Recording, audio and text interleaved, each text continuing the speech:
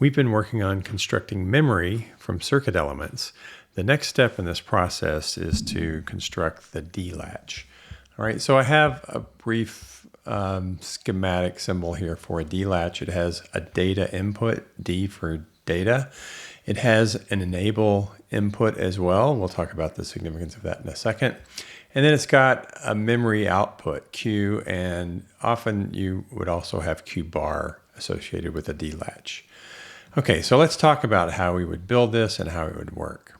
Okay, so before we had looked at an SR latch with cross-coupled NOR gates, and then we talked about, you could also do an S bar, R bar latch with cross-coupled NAND gates. And the way that worked is to set the flip-flop, you would actually set S equal to 0, and that would assert that particular S bar input, and you'd get a 1 showing up on the output.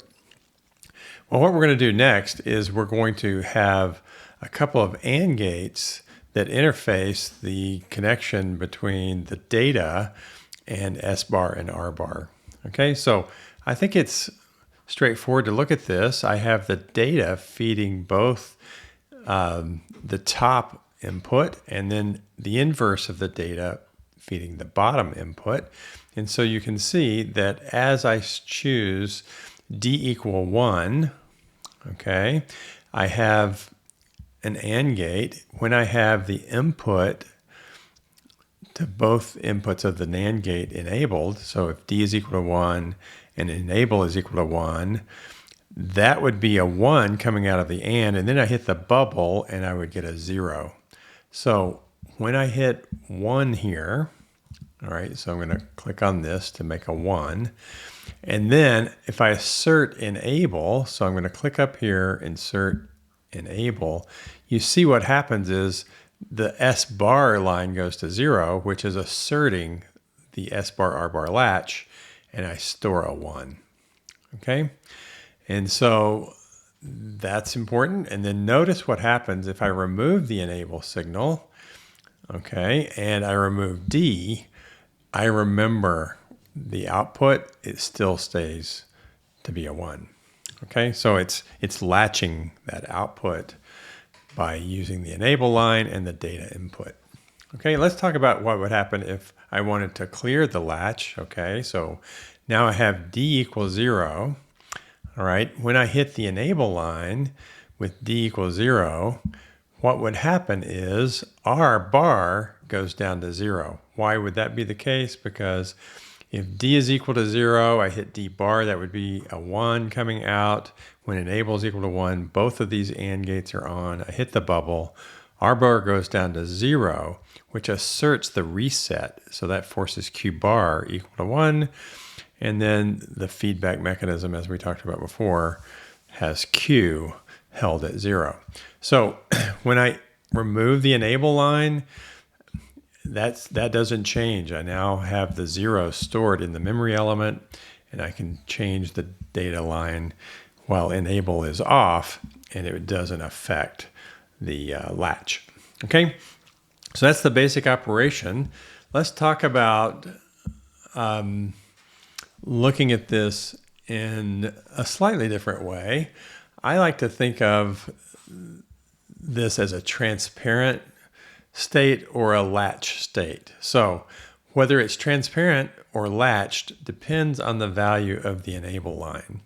Okay, so when enable is equal to 0, we're just storing whatever's in the latch, it just gets locked. Okay, but when enable is equal to 1, then this part of the circuit is active.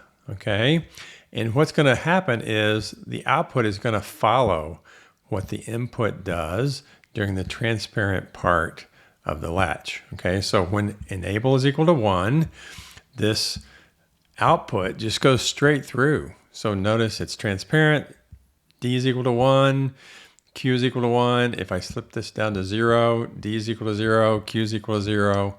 While I have enable asserted, the output just flows, the data just flows to the output. And then if I deassert or put enable equal to 0, the output is now latched and it won't change during that particular period of time. So I think that's important to understand how a latch works. And, it's also important to look at timing diagrams and understand if you're doing a delatch, what's going to happen with this representation of a sequence of data showing up on the D line for a given enable. Okay, so let's talk through that for a second.